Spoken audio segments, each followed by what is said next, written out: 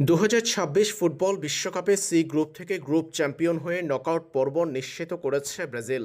Group পর্বের শেষ ম্যাচে স্কটল্যান্ডের বিপক্ষে 3-0 গোলে জিতে সেলেসাওরা 7 পয়েন্ট নিয়ে সি গ্রুপের গ্রুপ চ্যাম্পিয়ন হয়ে নকআউট পর্বে উঠেছে।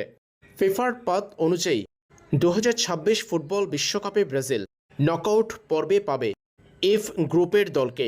যেহেতু ব্রাজিল গ্রুপ চ্যাম্পিয়ন হয়েছে, সেই ক্ষেত্রে এফ গ্রুপের রানার্স আপকে পাবে সেলেসাওরা। প্রশ্ন হলো, এফ গ্রুপের রানার্স আপে কোন দল থাকবে? এফ গ্রুপ থেকে বাদ পড়েছে তিউনিসিয়া। 4 দলের মধ্যে বাকি 3 দল নেদারল্যান্ডস, জাপান এবং সুইডেনের সুযোগ আছে গ্রুপ চ্যাম্পিয়ন হওয়ার।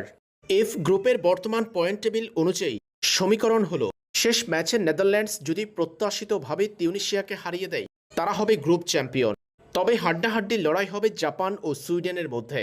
আর সেই ম্যাচে যদি সুইডেন জাপানকে হারায়, সুইডেন হবে দ্বিতীয়। সেই ক্ষেত্রে ব্রাজিল নকআউট পর্বে খেলবে সুইডেনের বিপক্ষে।